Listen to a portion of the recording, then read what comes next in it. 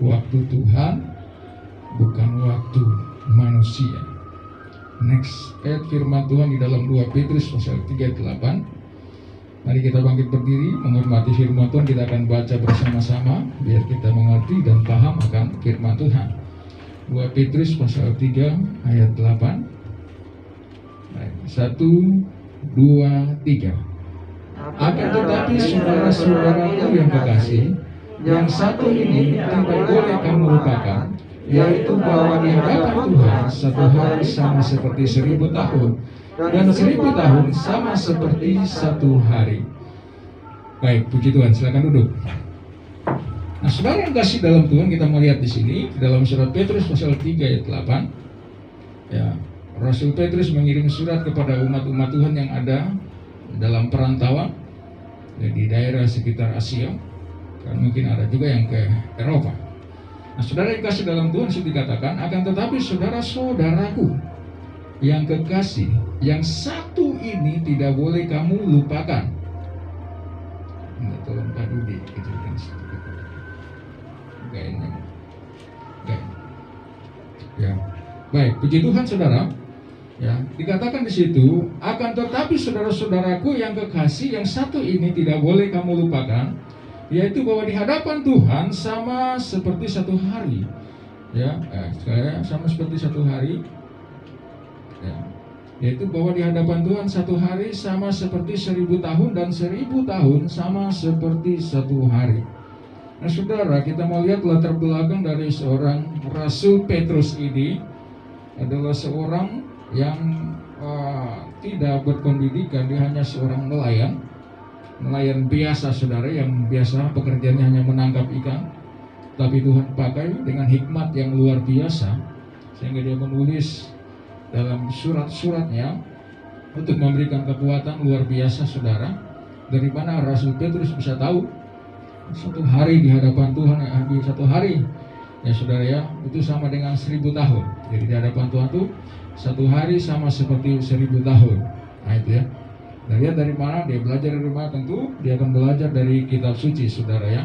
Nah, next kita akan lihat terus, kita akan belajar dari pendahuluan di sini. Baik. Nah, dalam Keluaran pasal 12 ayat 3, di situ berbunyi firman Tuhan begini. Katakanlah kepada segenap jemaat Israel, pada tanggal 10 bulan ini diambillah oleh masing-masing seekor anak domba menurut kaum keluarga, seekor anak domba untuk tiap-tiap rumah tangga. Seekor anak domba untuk tiap-tiap rumah tangga. Nah, apa kaitannya dengan surat Rasul Petrus tadi? Nah, dikatakan sini, katakanlah kepada segenap jemaat Israel, pada tanggal 10 bulan ini diambillah oleh masing-masing seekor anak domba. Tanggal 10 bulan ini, saudara ya. Coba kita lihat dulu next selanjutnya. Ayat 6. Keluaran pasal 12 ayat 6. Kamu harus mengurungnya sampai hari yang ke-14 bulan ini. Lalu seluruh jemaat Israel yang berkumpul harus menyembelihnya pada waktu senja. Nah, saudara, kenapa saya mengambil ayat ini memadukan dengan surat Petrus tentang waktu Tuhan yang mengatakan 1000 tahun, satu hari bagi Tuhan itu 1000 tahun bagi manusia. Nah, saudara yang kasih, kita tahu bersama ada gambar sini, saya ambil peta samak menurut ajaran dari GPD, Sinode GPDI, ya, cukup luar biasa sekali, dan memang Alkitabiah, saudara ya. 2000 tahun itu dari zaman Adam sampai zaman Abraham, itu makanya disebut zaman Bapa. Itu ada 2000 tahun. Zaman dari Abraham, dari Abraham sampai kepada Yesus Kristus. Tadi dari Adam sampai kepada Abraham itu 2000 tahun. Dari Abraham sampai kepada Yesus Kristus itu ada waktu 2000 tahun. Nah, saudara, berarti di sini ada 4 hari, saudara ya. 4 hari. Jadi satu hari di hadapan Tuhan sama dengan 1000 tahun bagi manusia. Jadi ada 2000 tahun, berarti 2 hari, ada 4 hari. Dan saudara, ketika Allah menciptakan isi dunia ini, dia merestorasi dunia ini. Ada 7 hari, 6 hari dia menciptakan langit dan bumi segala isinya. Lalu di hari yang ke-6 dia menciptakan manusia. Hari yang ke-7 Tuhan beristirahat dikatakan. Jadi ada 7 hari. Nah, berapa lama Adam dan Hawa tinggal di Taman Eden sebelum dia diusir keluar? Berapa lama Adam dan Hawa tinggal di Taman Eden? Dari sini kita bisa tahu berapa lama dia tinggal di Taman Eden. Jadi 7 hari penciptaan itu 7.000 tahun. Lalu saudara, kalau dimulai di sini saya katakan tadi 2000, zaman Adam sampai kepada zaman Adam ini, waktu Adam dikeluarkan dari Taman Eden. Mulai dari situ sampai kepada Abraham itu 2000 tahun.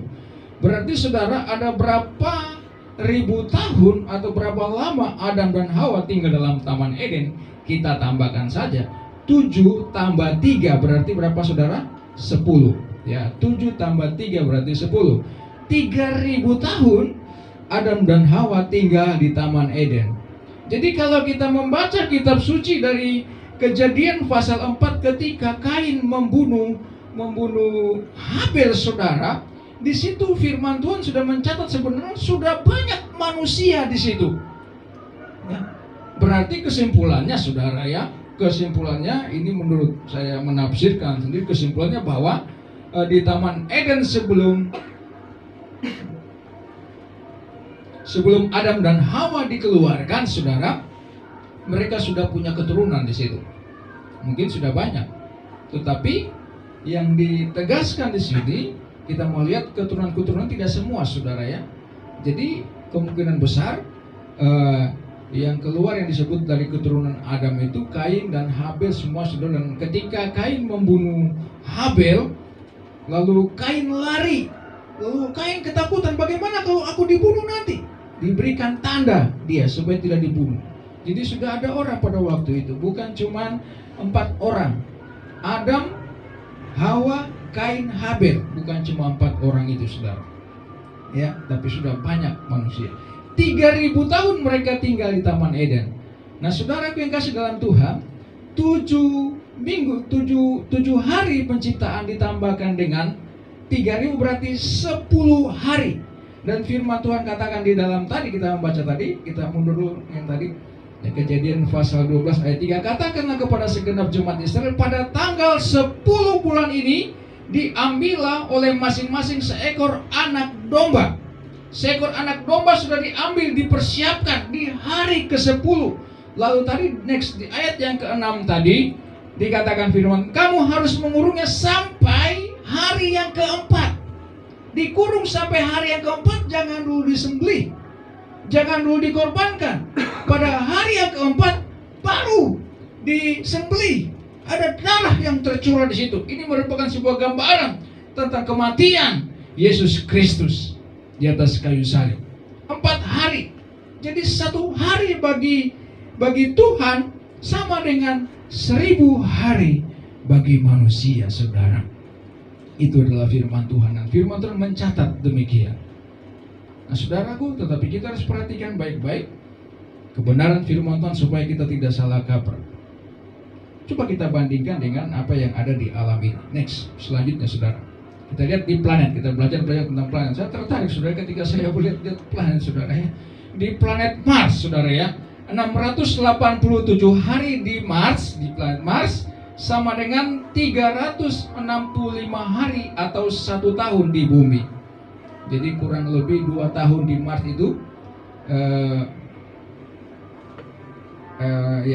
ada 2 tahun di Mars, di bumi itu 1 tahun. Jadi ada perbedaan waktu di situ rupanya. Ketika ada planet-planet yang lain, ada perbedaan waktu di situ. Lalu kita maju lagi, next, ya, saudara ya. Nah ini, 1 hari di Merkurius, 1 hari di sana di bumi sama dengan 176 hari di bumi. Ya, 1 hari di Merkurius. Kenapa?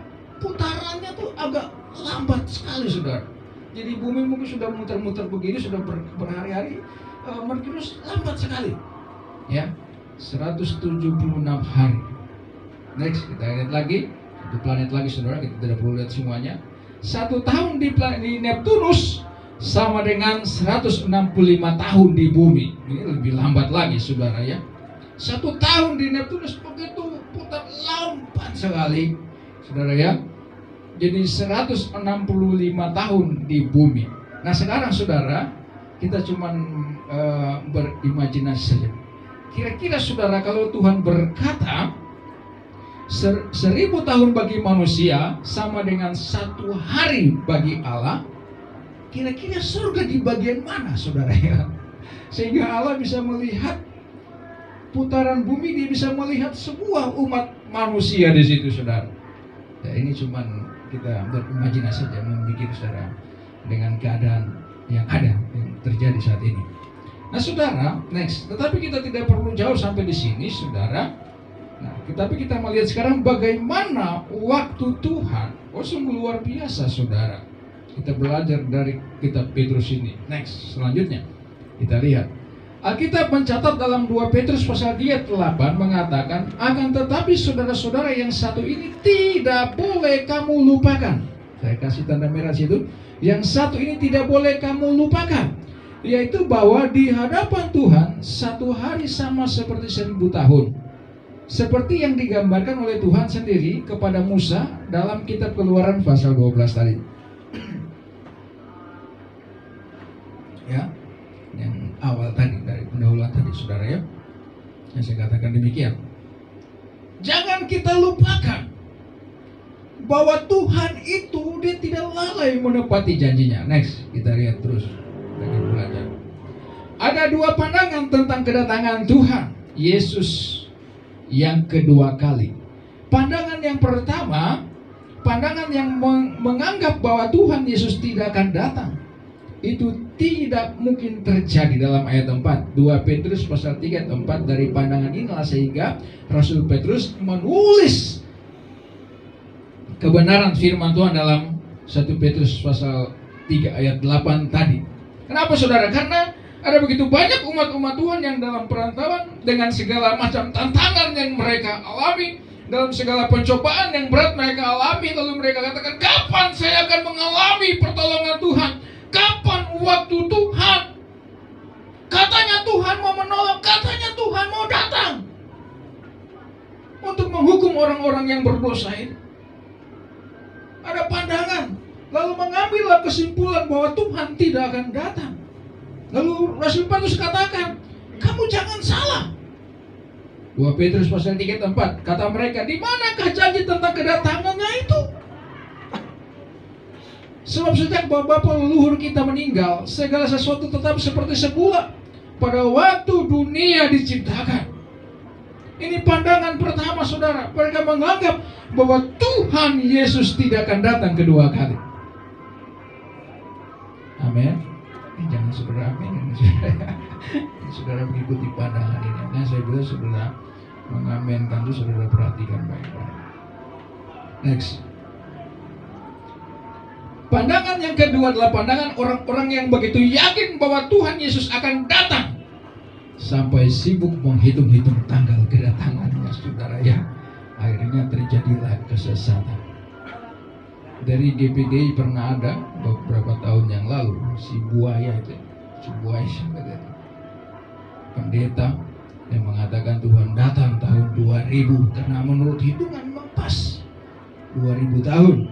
Jadi dari zaman Yesus disalibkan 2000 tahun di situ. Jadi katanya Tuhan sudah mau datang. Yang datang polisi saudara. Bukan Tuhan, polisi yang datang. Akhirnya ditangkap. Nah sekarang rupanya dia ada di Jayapura sekarang. Banyak orang yang mengatakan bahwa Yesus akan datang. Mereka menghitung waktu kedatangannya, sehingga beberapa waktu yang lalu ada yang mengatakan bahwa Tuhan datang bulan September karena dilihat dari bulan merah. Ternyata gagal saudara, juga Tuhan belum datang. Memang kalau dihitung-hitung saudara, ketika Yesus lahir ada 4, karena di situ dimulailah perhitungan tentang tahun, 1 tahun pertama itu. Tetapi ada 4 tahun yang terlewatkan saudara ya. Tapi kita tidak perlu lebih jauh di situ. Kita melihat next selanjutnya, saudara. Kita lihat bagaimana seharusnya sikap kita, saudara. Terus Rasul Petrus mengajarkan 4 hal penting mengenai kedatangan Tuhan Yesus kedua kali. Ya, jadi ada 4 hal penting dari kitab ini. Rasul Petrus ini pasal 3 ini, saudara ya. Rasul Petrus mengajarkan 4 hal penting mengenai kedatangan Tuhan Yesus yang kedua kali. Yang pertama, Tuhan adalah kekal dan tidak dibatasi oleh ruang dan waktu. Waktu Tuhan berbeda dengan manusia. Amin. Kita sudah amin. Waktu Tuhan itu berbeda dengan manusia. Tuhan adalah kekal dan tidak dibatasi oleh ruang dan waktu. Bisa saja, saudara, Tuhan memperpanjang waktunya. Harusnya 1000 tahun bagi manusia. Satu harinya Tuhan lebarkan sedikit lagi, atau dilambatkan putaran surga, mungkin jadi lambat sekali, atau tidak berputar, bisa berhenti, sama seperti waktu Gideon menghentikan matahari, tidak berjalan selama 1 jam. Apalagi Tuhan, saudara. Kita sudah di bumi berhari-hari, Tuhan masih mengulur waktunya, itu belum nyampe 1 hari. Ya, Dia tidak dibatasi oleh ruang dan waktu. Next, kita akan lihat sekarang. Masalah kedatangannya ada dalam kedaulatan Allah, amin. Yang dapat kita lakukan adalah menanti dengan berjaga-jaga. Kita harus berjaga-jaga. 2 Petrus pasal 3:10. Tetapi hari Tuhan akan tiba seperti pencuri. Pada hari itu langit akan lenyap dengan gemuruh yang dahsyat, dan unsur-unsur dunia akan hangus dalam nyala api, dan bumi dan segala yang ada di atasnya akan lenyap. Ya. Kita harus berjaga-jaga, saudara. Menantikan kedatangan Tuhan, kita harus berjaga-jaga. Jangan sampai kita lalai. Jangan sampai kita, oh puji Tuhan, ketika Tuhan datang kita beribadah, oh haleluya, saudara. Kita menantikan Tuhan. Tapi bagaimana kalau kita sedang melakukan sesuatu yang jahat di mata Tuhan, terus Tuhan datang? Betapa sedihnya hidup kita, saudara. Tuhan datang seperti pencuri. Tuhan datang tepat pada waktunya. Kedaulatan Tuhan terjadi. Jadi jangan kita lalai, saudara. Kita harus selalu terus kita beribadah kepada Tuhan, supaya ketika Tuhan datang, betapa senangnya kita, saudara ya. Kita lagi memuliakan Tuhan. Tidak lama lagi benar Tuhan akan datang. Kita sudah melihat banyak tanda-tandanya. Kenapa kita tidak perlu sibuk di situ? Yang penting kita harus berjaga-jaga menanti kedatangan Tuhan. Next. Yang kedua, Tuhan tidak lalai menepati janjinya. Saya sempat singgung tadi. Ada 4 hal dalam surat Petrus ini. Kita perlu belajar tadi. Yang pertama sudah, yang kedua, Tuhan tidak lalai menepati janjinya. 2 Petrus 3:9. Tuhan tidak lalai menepati janjinya sekalipun ada orang yang menganggapnya sebagai kelalaian. Tetapi Ia sabar terhadap kamu karena Ia menghendaki supaya jangan ada yang binasa, melainkan supaya semua orang berbalik dan bertobat. Kenapa Tuhan belum datang? Supaya semua orang berbalik dan bertobat. Ya, itu tujuannya Tuhan. Tuhan masih mengulur waktu supaya orang yang tidak percaya menjadi percaya akan Tuhan. Inilah maksud Tuhan. Tapi kita harus ingat, Tuhan Dia tidak pernah lalai. Ketika Dia menolong kita, pasti Dia akan menolong kita, saudara. Tuhan tidak pernah tertidur, terlelap. Mata Tuhan tertuju kepada orang-orang yang percaya kepadanya. Amin. Next. Kita lihat sekarang yang ketiga. Tanda-tanda kedatangannya yaitu kehancuran dunia. Tuhan datang pasti terjadi kehancuran dunia. 2 Petrus pasal 3:11. Jadi jika segala sesuatu ini akan hancur secara demikian, betapa suci dan salehnya kamu harus hidup. Segala sesuatu dalam dunia ini akan hancur, lenyap. Jadi kita harus hidup suci di hadapan Tuhan. Kita harus berusaha memang, saudara.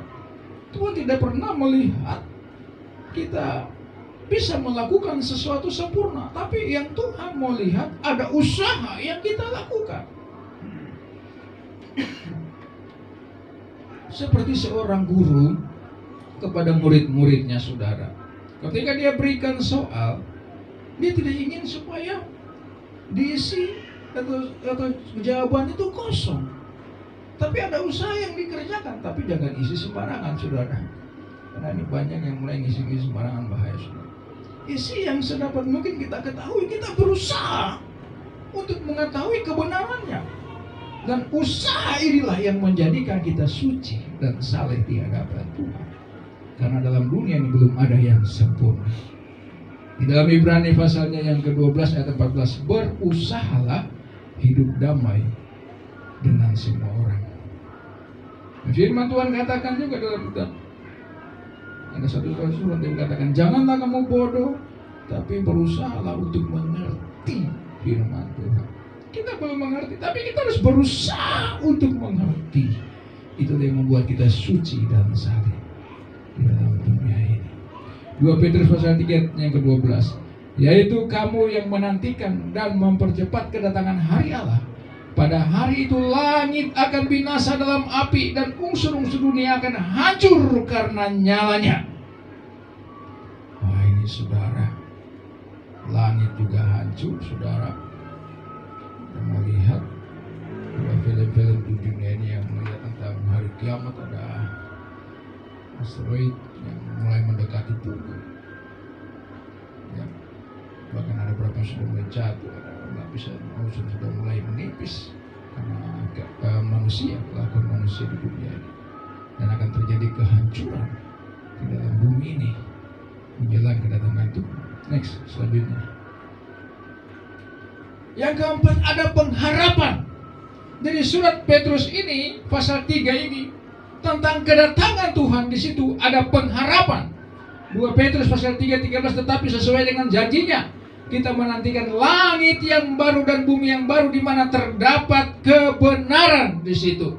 Dunia ini akan hancur, langit dan bumi akan hancur, firman Tuhan berkata, tetapi akan ada langit dan bumi yang baru. Itulah yang kita nantikan. Next, dalam kitab Wahyu mengatakan demikian. Wahyu 21 ayat 1. Lalu aku melihat langit yang baru dan bumi yang baru, sebab langit yang pertama dan bumi yang pertama telah berlalu, dan laut pun tidak ada lagi. Ayat 2. Dan aku melihat kota yang kudus Yerusalem yang baru turun dari surga, dari Allah, yang berhias bagaikan pengantin perempuan yang berdandan untuk suaminya. Oh, luar biasa, saudara. Next, kita lihat ayat 4. Dan ia akan menghapuskan segala air mata dari mata mereka, dan maut tidak akan ada lagi, tidak akan ada lagi perkabungan atau ratap tangis atau duka cita, sebab segala sesuatu yang lama itu telah berlalu. Amin. Ini pengharapan kita sebagai orang percaya. Ketika Tuhan datang, langit dan bumi akan hancur, tetapi Tuhan membuat langit dan bumi yang baru buat saya dan saudara. Waktu Tuhan itu yang terbaik. Amin. Waktu Tuhan bukan waktu manusia. Kadang-kadang kita ingin mempercepat waktu kita, mempercepat ingin mendapatkan sesuatu, tapi Tuhan bertindak tepat pada waktunya. Di dalam kitab Pengkhotbah pasal 11 ayat 3, untuk segala sesuatu ada waktunya. Maaf, pasal 3 ayat 11. Balik, saudara. Pengkhotbah pasal 3 ayat 11. Untuk segala sesuatu ada waktunya. Di sinilah kita akan melihat air mata kita yang buruk. Di bumi yang baru tidak akan ada air mata di situ. Akan dihapuskan semua. Tidak akan ada maut, tidak akan ada tantangan, masalah di situ. Karena apa yang lama sudah berlalu. Makanya firman Tuhan berkata dalam kitab Injil Matius pasal 24 ayatnya yang ke-13. Yesus berkata demikian. Orang-orang yang bertahan sampai pada kesudahannya itu akan selamat. Bertahan di dalam pencobaan dengan air mata yang bercucuran. Ketika kita masuk di dalam kota yang baru itu, Tuhan hapuskan semua. Tuhan ganti duka cita kita dengan sukacita. Tetapi untuk sementara waktu kita sabar menanti waktunya Tuhan. Amin. Jangan kita mempercepat waktu orang yang gantung diri, mati, pikirnya mati masuk surga. Yang ada saudara, apalagi yang bom bunuh diri, katanya mau masuk surga, nggak ada saudara. Namanya orang mengakhiri hidupnya dengan sendiri, sudah pasti dia di neraka, karena dia mengakhiri hidupnya sendiri. Kalau mungkin dia dampak dari itu mungkin masih bisa dipertimbangkan, tetapi ketika dia mengakhiri hidupnya sendiri, sudah pasti kan dia di neraka. Jadi saudara, kita bersabar menunggu waktunya Tuhan. Amin.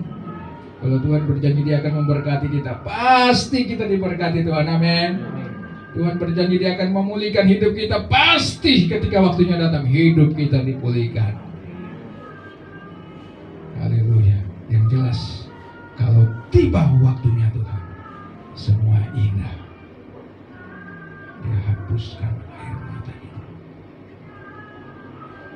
Jadi saudara yang kasih dalam Tuhan, kita sudah belajar dari kitab 2 Petrus pasal 3 ini. Ada 4 hal di situ yang terpenting. Rasul Petrus mengetahui waktu Tuhan, kita diajarkan 1 hari sama dengan 1 hari bagi Tuhan 1000 tahun bagi manusia. Dan kalau kita melihat dua keadaan tadi, saya sudah berikan contoh-contoh di dunia. Planet-planet yang berdekatan dengan bumi, beberapa planet di situ, ternyata berbeda waktunya antara bumi dan planet-planet yang lain. Jelas Tuhan yang mengontrol waktu itu. Yang jelas waktu Tuhan buat kita itu yang terbaik. Amin. Amin. Mari kita berdiri. Bila kau izinkan sesuatu terjadi,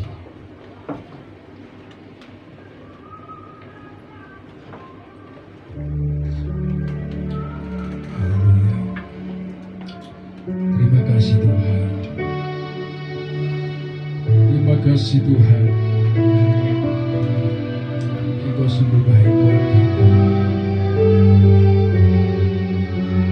Terima kasih Tuhan.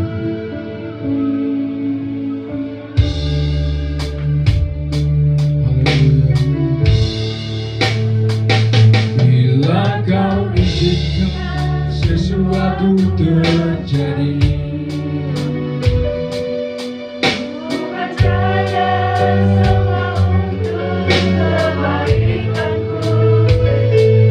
yang nanti telah tiba waktunya. Ku percaya kuasa-Mu memulihkan hidupku. Bila kau izinkan, bila kau sesuatu terjadi, ku percaya semua untuk kebaikanku. Bila nanti telah tiba waktumu, ku percaya kuasa-Mu memulihkan hidupku. Waktu Tuhan, waktu Tuhan pasti yang terbaik. Walau kadang tak mudah dimengerti,